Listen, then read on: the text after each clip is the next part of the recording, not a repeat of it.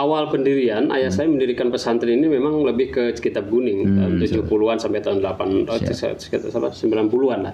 Tapi setelah tahun 90 memang yang dikenal dari pesantren Al-Hikam Salafiyah itu memang tahfidzul Qur'annya. Itu bahkan apalagi sekarang ya lagi ngetrennya orang-orang hafal Quran ya, dari berbagai daerah memang ingin menghafal Quran ke sini gitu.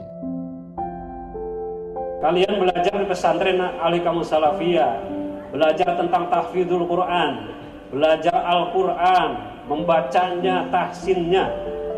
Saya titip kepada kalian semua, tolong didengarkan. Yang pertama, jangan sekali-kali kalian di depan orang itu mengatakan saya yang paling berhak masuk surga. Ya. Karena kalau kalian mengatakan begitu berarti sombong luar biasa, takabur. Bahwa orang yang penghafal, walaupun dijamin oleh Allah, dijamin oleh Nabi bahwa orang penghafal Quran akan masuk surga, tetapi kita tidak boleh mengatakan kita yang berhak masuk surga. Yang kedua, jangan sekali-kali kalian mengatakan saya yang paling benar baca Quran, saya yang paling hebat baca Quran, saya yang paling bagus makhrajul Quran, makhrajul hurufnya, saya yang paling hebat dari sisi tajwidnya, dari sisi lafadznya. Hindari itu. Karena di luar sana mungkin ada yang lebih hebat daripada kita. Kita harus tahu. Assalamualaikum warahmatullahi wabarakatuh. Alhamdulillahirabbil alamin. Kita bisa ketemu kembali di podcast Forecast TV YouTube channel Forecast Forum Komunikasi Wartawan Sumedang, yang kali ini alhamdulillah berada di Pondok Pesantren Hikamus Salafiyah yang terletak di sebelah barat kota Sumedang, sekitar 11 km dari pusat kota Sumedang dan memasuki desa Sukamantri, Tanjung Kerta, Kabupaten Sumedang. Di samping Iwan tidak asing lagi tentunya untuk masyarakat Kabupaten Sumedang, ada pimpinan Pondok Pesantren Hikamus Salafiyah, Bapak Kiai Haji Sadullah. Assalamualaikum Pak Kiai. Assalamualaikum. Damang sehat. Alhamdulillah sehat. Alhamdulillah. Sekarang ternyata Pak Kiai itu masih muda juga ya. Alhamdulillah. Alhamdulillah biasa ditepangkan Pak Haji ya. Ya, siap. Ya. Oke Pak Kiai, kita ngobrol seputar Pondok Pesantren Hikamus Salam ini. Tentunya kapan mulai berdiri Pondok Pesantren ini Pak Haji? Ya. Pondok Pesantren Al-Hikamus Salafiyah rintisannya sudah dimulai sejak tahun 1970. Jadi ada santri-santri pada waktu itu, masyarakat sekitar, ditambah dengan beberapa yang jauh, didirikan oleh orang tua saya sesepuh Kiai Haji Muhammad Aliuddin. Dan waktu itu masih bersifat tradisional, sederhana saja. Saya masih ingat waktu masih kecil dulu pesantren ini berupa rumah-rumah panggung, Pak. Ya, musolanya juga panggung gitu ya. Tapi kemudian mulai dibuat permanen sekitar tahun 80, mulai saya membuat bersama masyarakat 3 lokal madrasah, tidak salah. Dan secara resmi terdaftar di Kemenag, yaitu sekitar tahun 1984. Oke Pak Kiai, mengawali perkembangan pondok pesantren ini, awal-awal ada berapa santri nih yang mengawali? Mungkin kurang lebih 30-40 orang lah mungkin ya awal-awal itu. Tapi resmi berdiri sekitar tahun 1984 itu sudah sampai 100 mungkin ada itu. Ya, dengan berdirinya Pondok Pesantren Hikamus Salafiyah ini tentu juga dukungan masyarakat sekitar untuk membantu keberadaan ini pesantren ini gimana nih Haji? Ya, diantaranya untuk tanah madrasah awal itu memang tanah wakaf dari masyarakat. Itu di sebelah sana, kalau orang pesantren santri ini mengatakan pondok wetan gitu. Kalau di sini kan pondok kulon namanya kan gitu ya. Iya. Gitu. Jadi perkembangannya baru sekitar tahun 2003 itu saya setelah mengalalana lah gitu ya, cari-cari ilmu kesana kemari, itu kemudian dipanggil pulang. Tahun 2003 saya mendirikan yayasan dan lembaga-lembaga formal di sini. Baru ada MTS, ada Madrasah Aliyah, ada SMK. Berarti mulai dari pembangunan peluasan ini dari 2003 ya? Iya, 2003. Tapi awal-awal sebelumnya mungkin masih belajar kitab kuning. Ya, itu lebih ke itu istilahnya orang sini kan tradisional. Tradisional.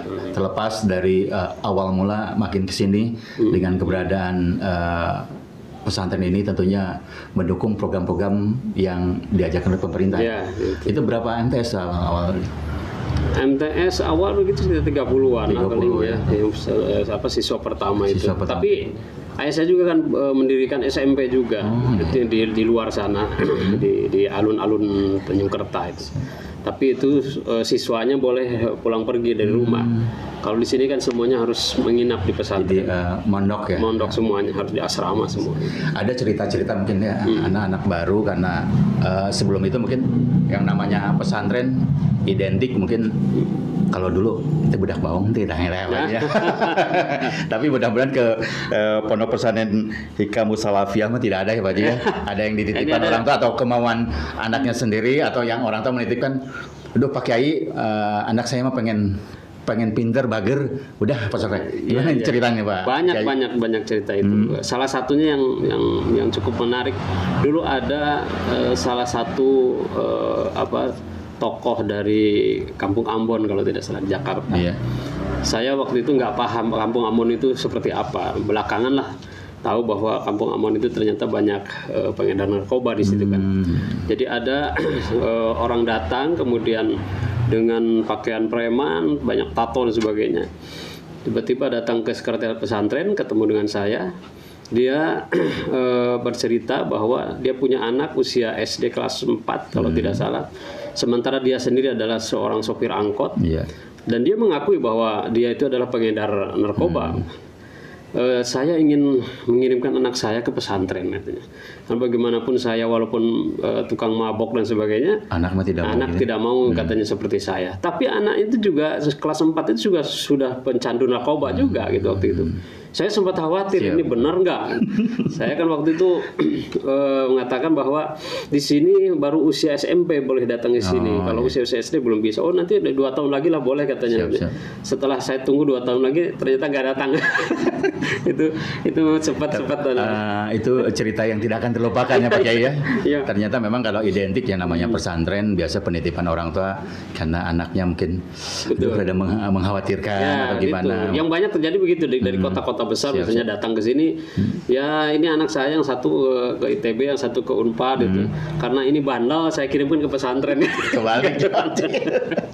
Tapi setelah dengan kemajuan teknologi terus zaman berlalu dan sekarang mungkin animo dari masyarakat atau para orang tua untuk menyekolahkan di pondok pesantren ini gimana Pak? Alhamdulillah, menjadi berbagai kalangan lah. Dari mulai orang yang paham betul tentang pesantren sampai yang nggak paham betul tentang pesantren ada di sini. Komplit ya Pak. Ada yang sekedar menitipkan saja. Yang penting anak saya betah di pesantren gitu. Urusan ngaji lah terserah saja. Akhirnya anaknya ya betah tidur makan ngaji enggak gitu karena suruh betah saja di pesantren. Banyak yang begitu. Ada juga ya. Dan proses pengawalannya kalau santri-santri kan yang namanya santri mungkin ada pengawalan bukan terlalu ketat ataupun longgar, tapi ada pengawasan dari pihak pimpinan pesantren juga nih. Bagaimana caranya mengawasi ratusan santri yang berbagai karakter, terutama kalau santri laki-laki itu kan lebih gimana lah gitu Pak Haji gimana? Kalau sesepuh di sini sering mengatakan pesantren ini kita pagar saja dengan la ilaha illallah. Gitu. Jadi kita tidak bikin benteng yang tinggi. Betul. Gitu ya. Tidak bikin penghalang yang susah untuk dilintasi oleh anak-anak, tapi penghalang itu adalah la ilaha illallah itu aja. Gitu. Dan lebih kepada pembinaan mentalnya, pembinaan akhlaknya sehingga keberadaan mereka di sini betul-betul nyaman untuk belajar. Dan sampai saat ini mungkin sudah tersebar dari seluruh Jawa Barat Pak yang kesini. Paling jauh dari mana nih? Banyak luar Jawa. Luar Jawa juga ada sini. Aceh, Papua, Sulawesi, Kalimantan, bebas. Alhamdulillah ya. Jadi beragam budaya kumpul juga di pesantren Hikamus Salafiyah ya tentunya nih. Untuk proses pengajaran sih tenaga pengajar berapa nih? Ada berapa? Kurang lebih 60. Ya, yang pokoknya seperti bidang Al-Qur'an misalnya ada 6 orang. Bidang kita biasanya ada 5 orang. Itu yang pokoknya. Yang pokoknya. Karena nanti ada istilah di pesantren itu ada badalnya juga kan gitu. Jadi kurang lebih 60 ditambah dengan guru-guru yang mengajar bidang-bidang yang formal ya. Ya, formal di sekolah-sekolah.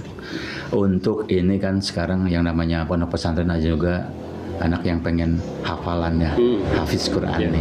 Apakah di sini juga diajarkan buat dari mulai tingkat anak-anak, dewasa, remaja ini gimana Pak? Awal pendirian, ayah saya mendirikan pesantren ini memang lebih ke kitab kuning tahun 70-an sampai tahun 90-an lah.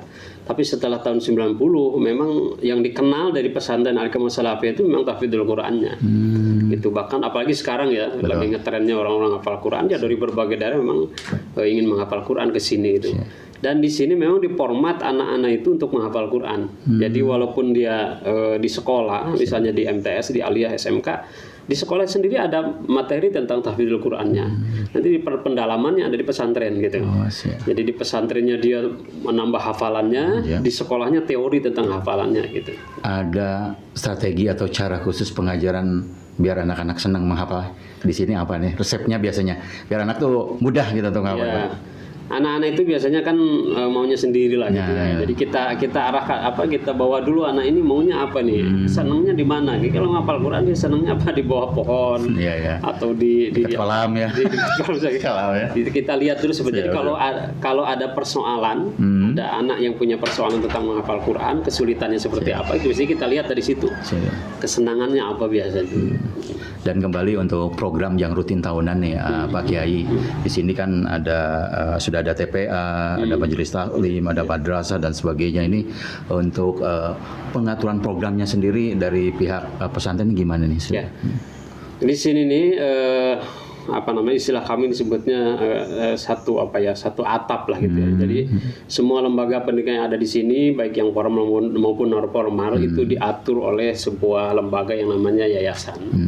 Dan di dalam yayasan itu terdiri dari dewan asatid, dewan kiai gitu di situ.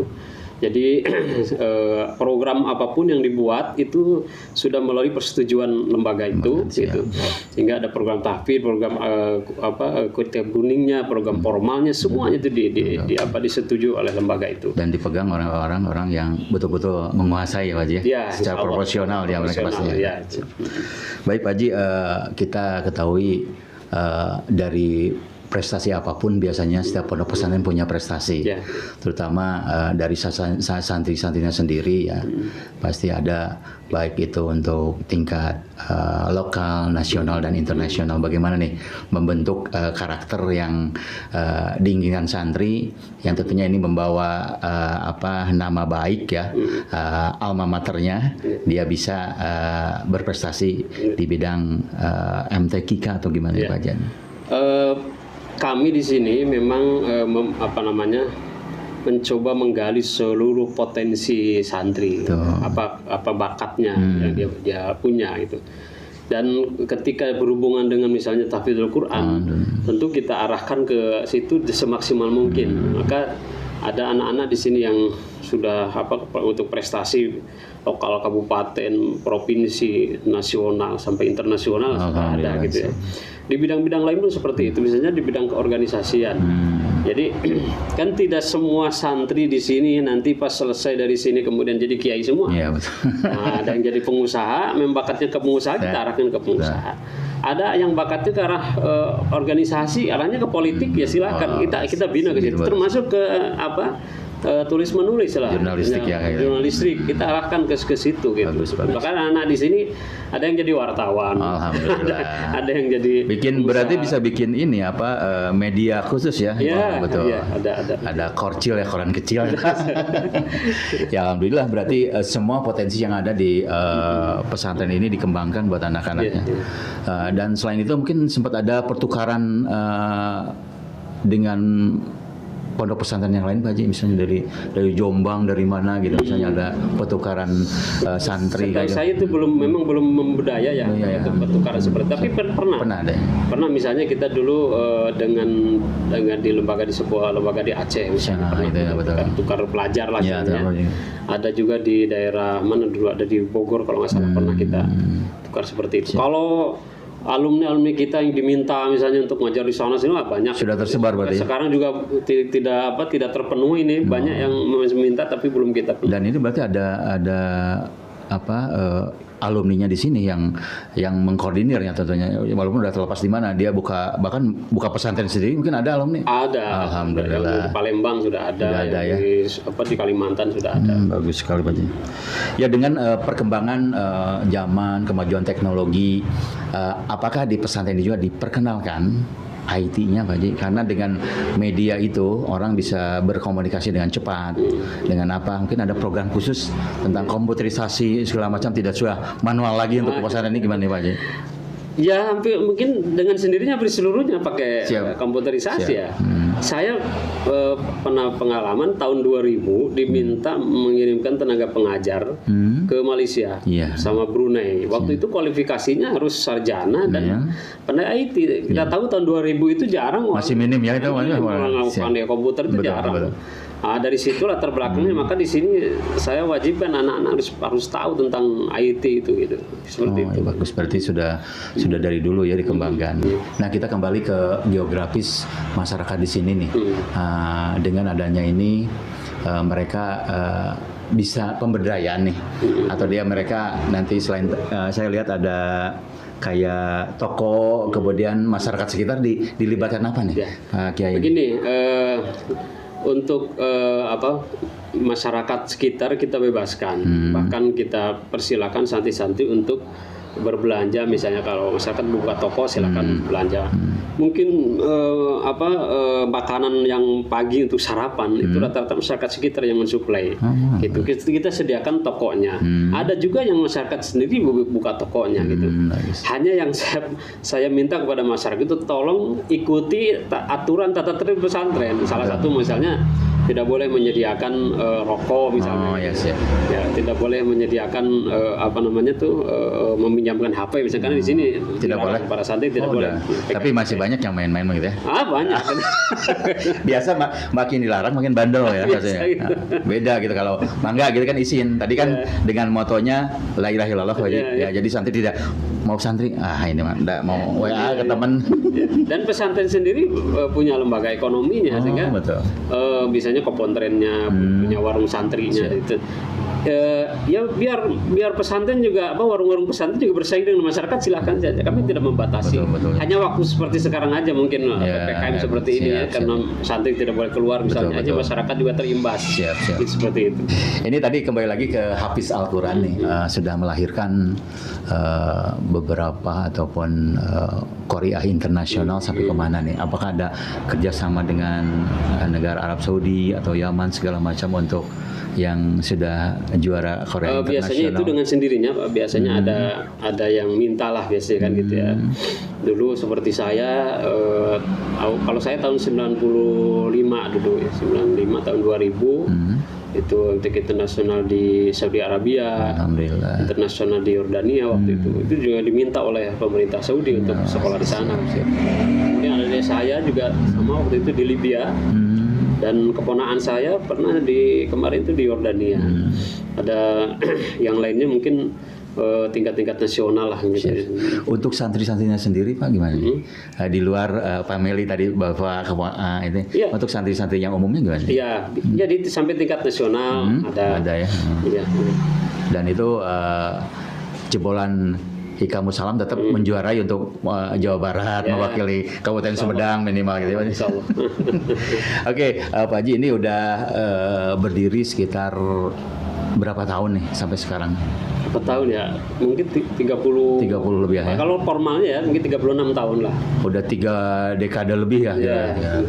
Dalam 3 dekade ini ada Pak Haji yang pengen mungkin Pak Kiai yang masih greget nih untuk Hikamus Salam itu apa nih? Ada program yang masih greget sampai saat ini belum maksimal atau apa? Saya belum maksimal itu dari sisi memadukan kan dulu saya punya cita-cita bahwa orang hafal Quran itu bukan hanya sekedar hafal Quran, tetapi juga punya profesi-profesi lain yang diakui oleh masyarakat untuk kehidupannya dia juga gitu. Jadi saya dulu bercita-cita ada ya dokter yang hafal Quran gitu ya, ahli ekonomi yang hafal Quran gitu. Dan sekarang memang sudah mulai muncul ya, ya sudah mulai muncul orang-orang yang seperti itu.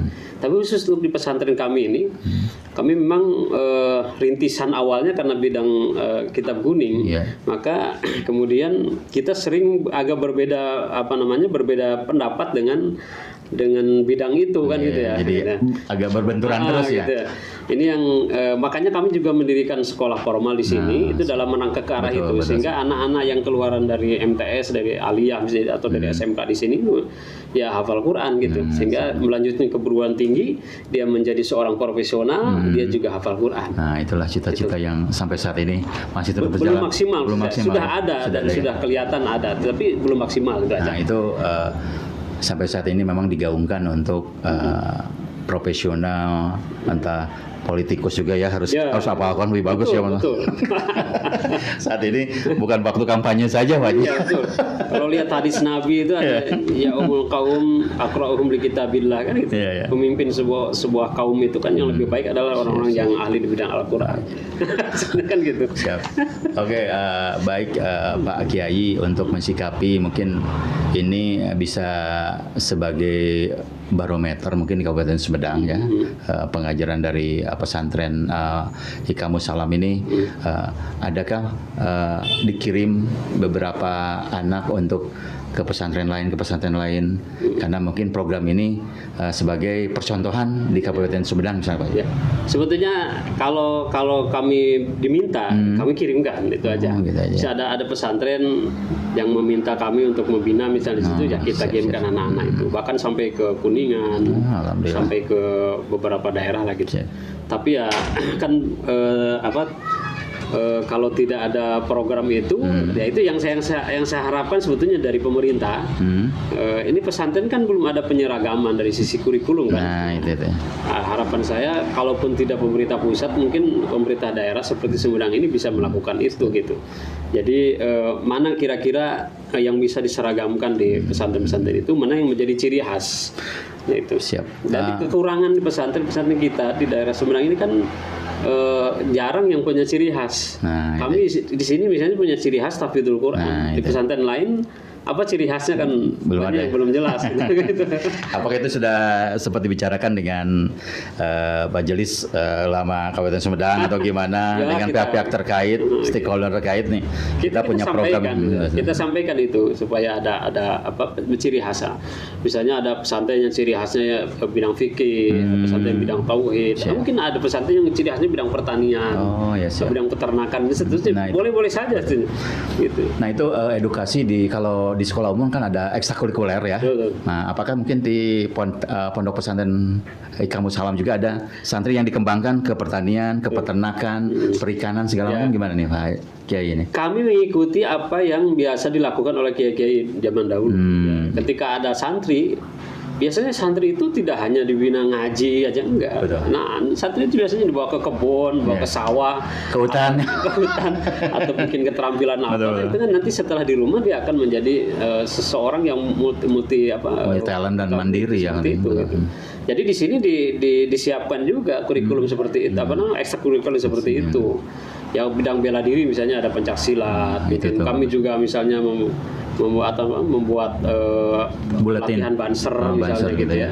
Ya kemudian buletin tadi juga ada gitu. Sampai ada beberapa santri yang jadi wartawan itu juga salah satu kolaborasi. Berarti talenta-talenta di sini sudah lengkap lah sebetulnya. Selain nanti menghasilkan pendakwah juga banyak. Iya, betul. Jadi jangan sampai ini kan ada beberapa orang tua yang datang ke sini hanya meminta anaknya supaya ngaji aja gitu loh. Belajar teori aja gitu ya. Ketika diminta untuk praktek di lapangan, nggak boleh gitu. Kan kita suka bawa anak misalnya ke kolam gitu ya. misalnya untuk ngurusin kandang ayam atau apa, itu kan sebetulnya sama dalam rangka belajar juga, betul, buat mandiri ya, tidak manja istilahnya gitu. Bukan hanya duduk di kelas saja kan gitu. Baca kita. Ini perkembangan untuk santriwan dan santriwati gimana nih? Ini jumlah untuk akhwat dan ikhwannya berapa nih untuk di sini hampir seimbang lah. Seimbang gitu ya. Perbedaan antara 10-20 orang. Untuk asrama sendiri untuk putri berapa sekarang jumlahnya Pak? Berapa ya? Putri sekitar 3 unit mungkin. 3 unit. Untuk putra 3 unit juga hampir sama. Cuma mungkin terpisah jauh biasanya, agak terpisah dibatasin nggak? Ya, ada batasnya.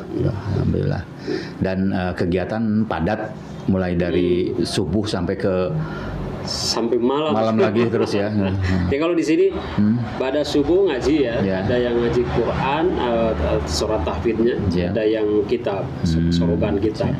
Kemudian jam 7 kalau normal biasanya masuk ke kelas sekolah formal. Yang tahasus artinya tidak sekolah itu biasanya ngaji lagi nanti jam 9 atau jam 10. Kemudian jam 1 mereka pulang dari sekolah, jam 2 sudah masuk lagi untuk kegiatan tahfidzul Quran lagi sampai kurang lebih 4:30. Nah 4:30 sampai asar sampai maghrib itu biasanya santai ya, istirahat lah gitu. Pada maghrib itu sudah kembali lagi masuk kelas madrasah tahfidz lagi. Ya. Pada isya itu kelas kitab. Gitu. Jadi memang padat hari per harinya. Ini untuk para santri dan santriwati untuk biar tidak jenuh, biar tetap menikmati program di Ponten ini gimana nih, Pak Haji? Ada tipsnya? Ada kegiatan rutin kita misalnya rekreasi ada gitu ya. Tapi lebih ke rekreasi yang religius, misalnya ke ziarah ya. Atau biasanya juga ada kemana jalan-jalan sekitar melihat alam di sekitar sini kan, di sini alam pedesaan. Tafakur ya, berarti bisa gitu. Istilahnya melihat-lihat view yang cukup bagus lah. Dan tentunya ini mereka lebih menikmati untuk suasana yang begitu padat kan, dari mulai pagi sampai ke malam dengan ajaran-ajaran mempelajari Al-Quran, kemudian hafalannya dan ilmu segala macamnya ini. Ada yang beban juga ya di luar itu. Mungkin ini kan orang tadi yang menarik Pak Kiai, ini kan rata-rata apakah kemauan anak sendiri ke sini, lebih banyak orang tua yang menitipkan ke sini? Udah macam-macam. Jadi kebanyakannya sih kelihatannya kemauan orang tuanya kebanyakannya. Menghafal Quran itu kan perlu kemandirian. Betul. Jadi kalau anak pingin menghafal Quran, kemudian dia mulai menghafal Quran, itu sudah luar biasa itu. Dan itu langsung mandiri. Tapi yang susah itu kan ketika anak dibawa oleh orang tua ke sini, kemudian dia tidak mau menghafal Quran, sementara orang tuanya maksa harus menghafal Quran. Ini bagaimana caranya kan? Maka nggak bisa langsung anak ini harus menghafal Quran. Kita arahkan untuk mengikuti kegiatan-kegiatan lain dulu, pokoknya biar senang dulu, betah dulu gitu. Baru mungkin setelah muncul keinginannya, tertarik oleh teman-temannya, baru dia menghafal Quran sih gitu. Oke, Pak Kiai, sesuai kurikulum tiap tahun kan terus bergulir penerimaan siswa baru. Itu animo dari para orang tua dari tahun ke tahun gimana nih untuk menitipkan lah, bukan menitipkan anaknya biar soleh lah istilahnya sini nih. Ini terus bertambah atau gimana nih? Ya alhamdulillah. Jadi tiap tahun selalu ada penambahan. Jadi, sekarang kurang lebih 1.000 ya. Untuk tahun 2021-2022. Iya, kurang lebih 1.000. Dan setiap tahun itu kita tahu dari awal hanya 30, 40 terus nih gitu. Terus ada penambahan seperti itu. Dan ini tentunya akan menambah lagi fasilitas lagi. Nah itu prinsipnya kan gitu kalau di pesantren. Kalau anak tambah baru kita tambah bangunan. Karena susah kalau kita tambah bangunan dulu. Siap.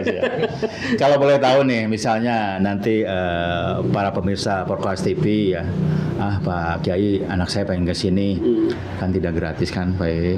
Ada bocoran berapa sih untuk bukan menitipkan anak pengen soleh lah di sini? Ya. Kalau ukuran itu sangat murah lah di sini. Fleksibel lah gitu. Iya. Karena bayangkan saya untuk makan saja di sini hanya berapa per hari itu kita hanya sekitar berarti berapa ya kalau 450.000 sebulan lah. Sebulan gitu ya untuk makannya aja. Ya, coba kalau makan di luar berapa itu? Iya, betul. Untuk satu Ya, orang. yang pasti masih terjangkau. Ya, sangat terjangkau. Dan ada spesial khusus mungkin ya tidak semua orang yang ke sini tuh berada kan Pak Haji. Betul. Jadi Pak Kiai memberi kesempatan untuk orang tua yang anaknya pengen ke sini, mangga mungkin ada toleransi gimana Ya, gitu. itu tinggal asal terbuka saja Betul. gitu kan. Apalagi yang bawa surat keterangan tidak mampu Betul, dari gitu ya. desa itu sudah kita siapkan. Welcome sekali ya. Dan ternyata anaknya soleh dan berprestasi itu kan. itu. Ada cerita khusus mungkin Pak Haji dari pengalaman itu, orang tuanya yang biasa ternyata anaknya berprestasi dan sampai saat ini dia berhasil, ada cerita itu aja. Ada seperti itu. Bahkan yang ketika datang di sini memang dari nol dia kan tidak tahu apa membaca Quran, tapi kemudian kita bina dari awal. Dan orang tuanya, masya Allah waktu itu kalau bawa uang untuk bayarin itu recehan, Pak. Karena dia itu kalau nggak salah tukang jual lotek apa ya. Jadi uang yang dia bayarkan recehan betul itu. Kalau yang uang kertas 2000-an itu biasanya lecet banget biasanya gitu.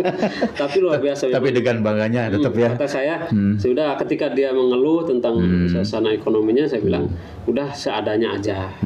Kemampunya berapa, dapatnya berapa, gitu kan gitu. Jadi mangga atau ya buat masyarakat khususnya Kabupaten Sumedang dan umumnya Indonesia yang mau anaknya di Pontren Hikmah Musalafiyah, silakan. Pak Kiai sendiri welcome tuh. Enggak, silakan. Baik Pak Kiai, kita sudah panjang lebar ngobrol ke sini. Ya alhamdulillah kita bisa ketemu di Pondok Pesantren Pak Kiai sendiri. Harapan nih Pak Kiai untuk masyarakat khususnya Sumedang dan umumnya Indonesia buat anak-anak yang sekarang mungkin krisis ya, dalam artian krisis moralitas dan segala macam, bagaimana untuk menciptakan anak-anak yang nanti berprestasi untuk dia sendiri dan untuk orang tua bangsa dan negara. Gimana Pak Haji?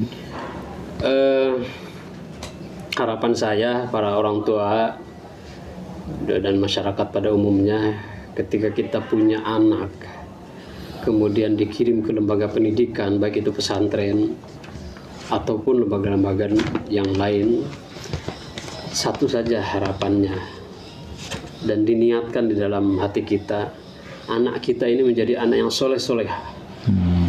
Urusan dia nanti hafal Quran, pandai berbahasa Arab, bahasa Inggris, pandai kitab kuning, itu urusan Allah. Artinya itu nanti akan mengikuti. Yang penting anak kita ini soleh-soleha. Itu aja. Karena walaupun anak ini hafal Quran, walaupun nanti anak kita pandai baca kitab kuning, walaupun anak kita ini pandai ini itu, tapi kalau tidak soleh, tidak solehah, rusak negara kita ini. Kan banyak orang pintar yang koruptor, banyak orang pintar yang perilakunya itu yang tidak soleh-solehah itu seperti itu. Maka harapan saya kepada para orang tua, pada masyarakat pada umumnya, ketika memondokkan anak, niatkan dalam hati itu untuk supaya anak kita ini soleh-solehah, itu saja. Jadi kadang-kadang ada orang yang datang ke sini, anak saya pingin hafal Quran 30 juz, anak saya pingin pandai baca kitab kuning. Oke, itu bagus. Tapi lebih penting lagi adalah niatkan supaya anak saya ini soleh-solehah. Sedikit ya tipsnya, niatkan anaknya menjadi solehah. Dan alhamdulillah ya sore kali ini kita sudah berbincang panjang lebar. Mudah-mudahan buat pemirsa Porkoas TV YouTube channel, kita bisa mengambil manfaat dari hikmahnya, dan tentunya banyak sekali ilmu yang tadi diberikan oleh pimpinan Pondok Pesantren Hikmah Musalafiyah. Jadi dan silakan membuka kesempatan untuk para orang tua yang ingin menimba ilmu, tapi tipsnya tadi niatnya untuk menjadi anak yang soleh. Dan tanpa terasa, terima kasih Pak Kiai sudah ada waktu dan kesempatannya hadir di YouTube channel Porkoas. Dan tak terasa, Iwan Bahari Unudiri, terima kasih. Wabillahi taufiq wa hidayah. Wassalamualaikum warahmatullahi wabarakatuh. Waalaikumsalam warahmatullahi wabarakatuh.